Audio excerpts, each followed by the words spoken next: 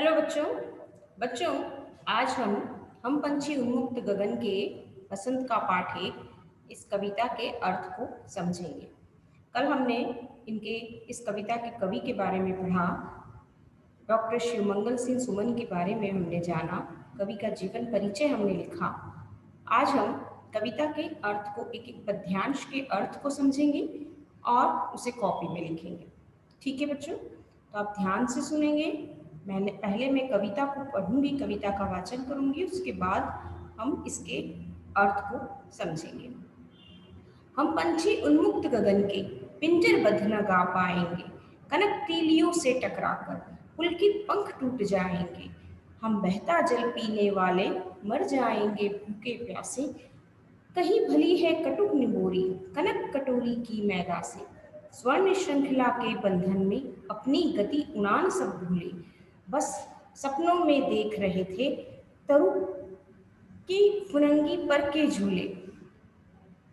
ऐसे थे अरमान की उड़ते नीले नभ की सीमा पाने, लाल किरण सी चोंच खोल चुगते तारक अनार के दाने।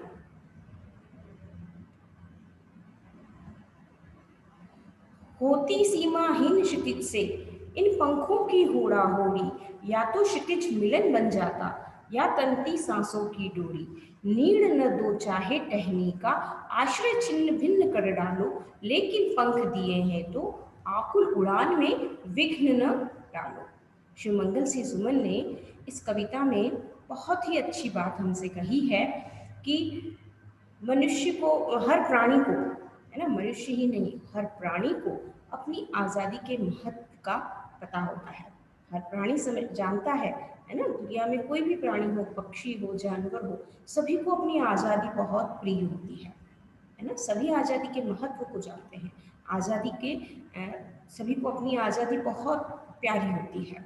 तो यहाँ पर पक्षियों ने अपनी आज़ादी को प्रिय बताते हुए कहा है। पहले वाले पद्यांश में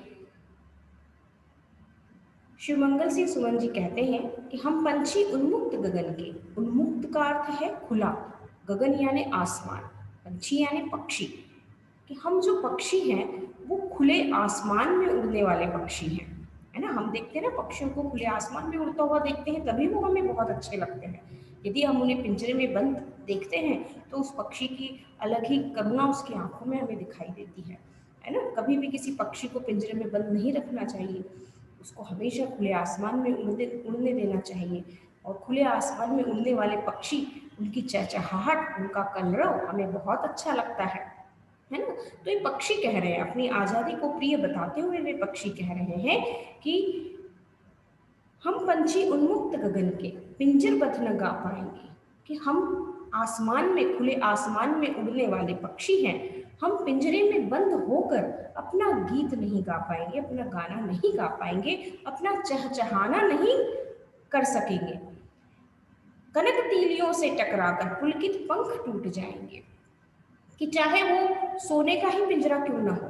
कनक यानी सोना, है ना। तीलियां यानी जो पिंजरे की सलाखें हैं, उन्हें तीलियां कहा गया है ना। सोने के समान यदि हमें कोई सोने का पिंजरा भी दे दे, है ना, बहुत सारी सुविधाएं उसके अंदर दे दे, सब कुछ अच्छे से हमें वहां पर पिंजरे में सब कुछ मिल जाए, लेकिन फिर भी हम उस पिंजरे में खुश नहीं रह पाएंगे।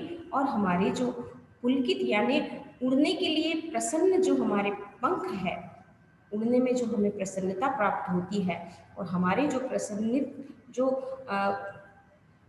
पुलकित हमारे पंख है, वो भी इस पिंजरे में बंद रहकर टूट जाएंगे।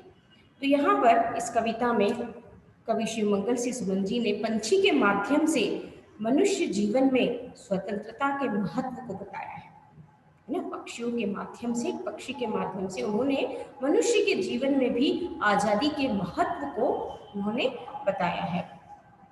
कविता में पक्षी अपनी व्यथा का वर्णन कर रहा है। इस कविता में पक्षी अपनी व्यथा का, अपने दुख का वर्णन कर रहा है और कह रहा है कि हम पंछी स्वतंत्र आकाश में रहने वाले हैं।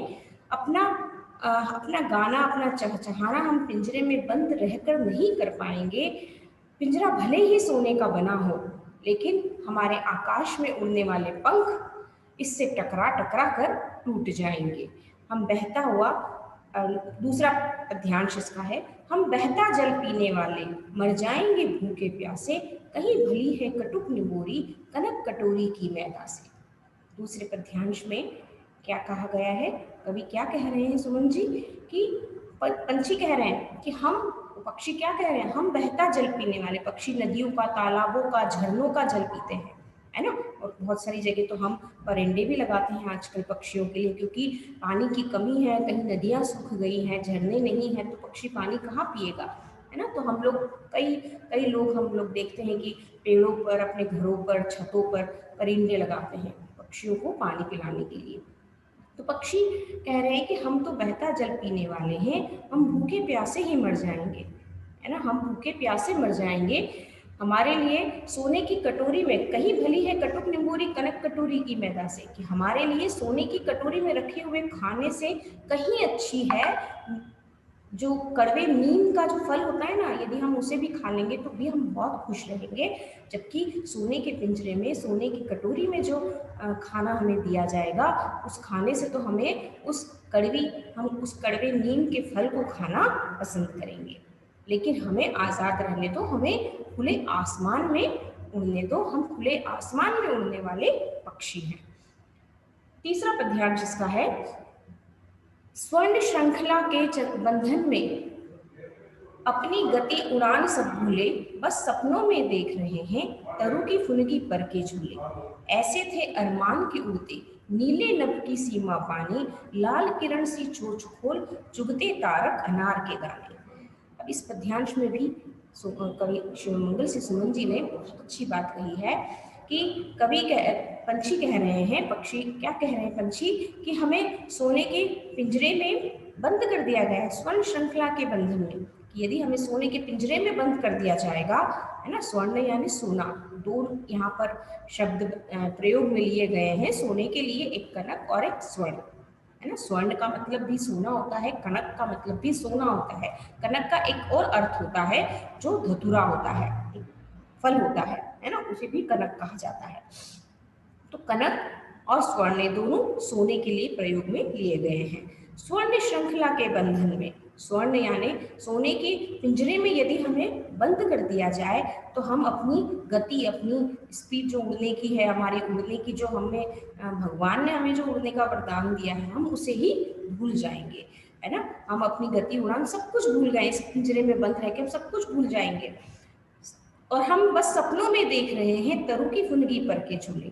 और एक पिंजरे में बंद पक्षी अपनी व्यथा यहाँ पर बता रहा है ना, वो पिंजरे में बंद है और वो कह रहा है कि हमें सोने के पिंजरे में बंद कर दिया गया है, हम इस पिंजरे में बंद रहकर अपनी गति, अपने उड़ने की जो हमारी तेज स्पीड थी, उस उड़ान को भी हम भूल चुके हैं, बस अब हम सपनों में ही देख रहे हैं तनु की फुनगी पर के झूले, कि वृक्ष पर एक डाल से दूसरे डाल पर झूलना, इसे हम केवल सपनों में ही देख पा रहे हैं। पिंजरे में बंद है ना पक्षी, तो बाहर की दुनिया से बहुत अनजान है, उसके जो दूसरे बाकी पक्षी हैं उनकी तरह वो एक वृक्ष की डालियों पर इधर उधर झूला नहीं झूल पा रहा है, इधर उधर कूद नहीं पा रहा है, तो वह अपने दुख को बता रहा है। ऐसे थे अरमान के उड़ते नीले नभ की सीमा पाने, लाल किरण सी चोंच खोल चुगते तारक अनार के दाने।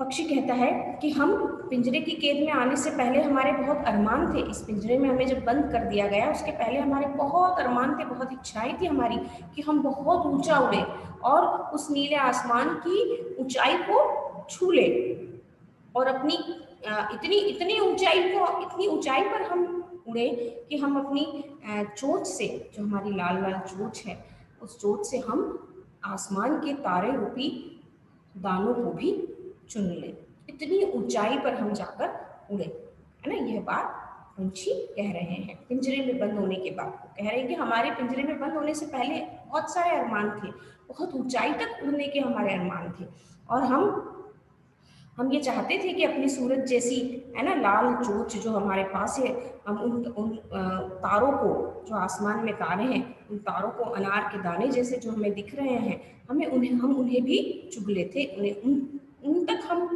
उन्हें भी छूकर आ जाते, इतनी ऊंचाई तक हम उड़ते। हम सब मात्र अब ये सब क्या है, एक कल्पना है, ये सब केवल बातें ही रह गई है। हम पिंजरे में बंद हैं, पिंजरे में हम कैद हैं, है ना। तो ये पंछी, पिंजरे में बंद पंछी अपनी व्यथा को यहाँ पर कह रहे हैं। अगला पद्यांश है, होती सीमाहीन क्षितिज से इन पंखों की होड़ा होड़ी, या तो क्षितिज मिलन बन जाता या तनती सांसों की डोरी। नीड़ न दो चाहे टहनी का, आश्रय छिन्न भिन्न कर डालो, लेकिन पंख दिए हैं तो आकुल उड़ान में विघ्न न डालो। ये बहुत अच्छी बात, बहुत ही अच्छा पैराग्राफ है ये लास्ट का, जिसमें श्री मंगल सिंह सुमन जी हमसे कहते हैं कि पंछी क्या कह रहा है कि यदि वह पिंजरे में बंद नहीं रहता, आसमान में, खुले आसमान में यदि वो उड़ता तो क्या होता। कभी कहते हैं कि पंछी कह रहा है कि यदि हम आजाद होते तो सीमाहीन आकाश की सीमा को पार कर लेते। यदि हम आजाद होते, है ना, स्वतंत्र होते, पिंजरे में कैद नहीं होते, तो हम सीमाहीन यानी इतनी दूर, सीमाहीन क्षितिज, कौन सा क्षितिज का क्या अर्थ है, क्षितिज एक स्थान होता है जहां पर हमें धरती और आसमान मिलते हुए दिखाई देते हैं, है ना।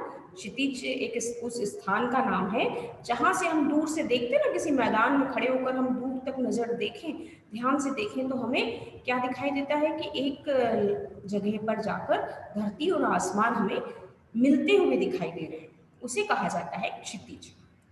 तो पंछी कह रहे हैं कि यदि हम पिंजरे में बंद नहीं होते तो हम इतनी ऊंचाई तक उड़ते, है ना, हम इन पंखों की होड़ा होड़ी, या तो क्षितिज मिलन बन जाता या तनती सांसों की डोरी, कि हम इतनी ऊंचाई तक उड़ते कि उस सीमाहीन आकाश की सीमा को पार कर लेते, और हमारे पंखों की उड़ान से आकाश में भी क्षितिज तक की प्रतिस्पर्धा होती, होड़ा होड़ी होती, कॉम्पिटिशन होती हम पक्षियों में, है ना, कि कौन लंबा उड़ेगा, कौन ऊंचा उड़ेगा।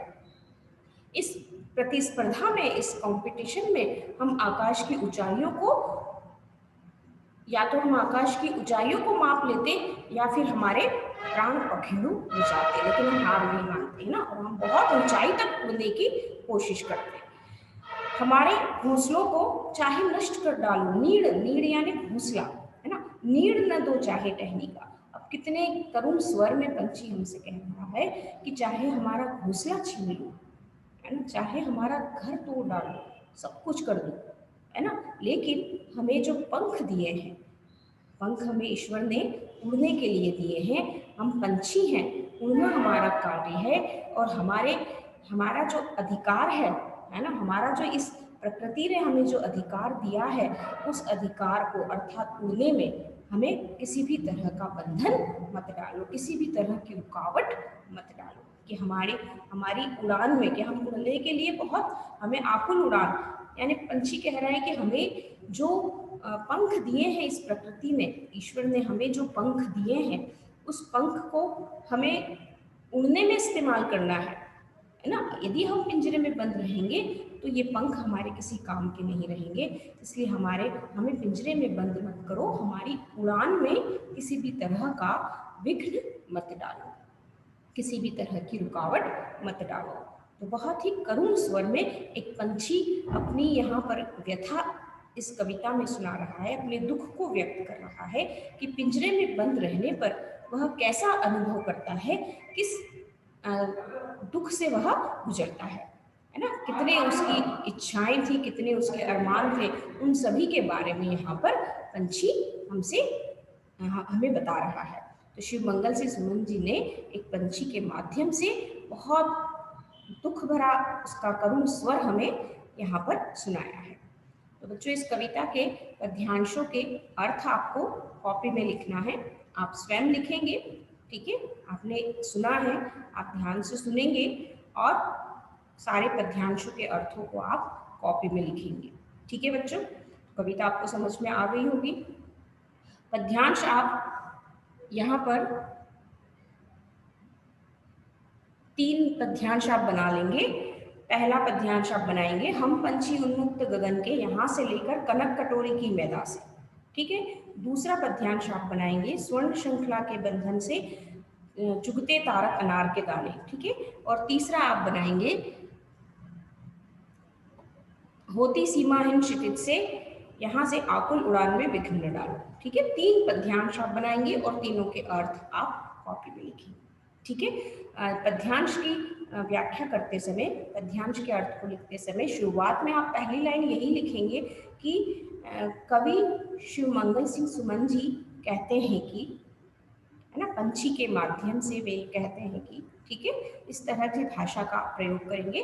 अच्छी भाषा में अच्छे शब्दों का चयन करके आप पद्यांश का अर्थ लिखेंगे। ठीक है बच्चों।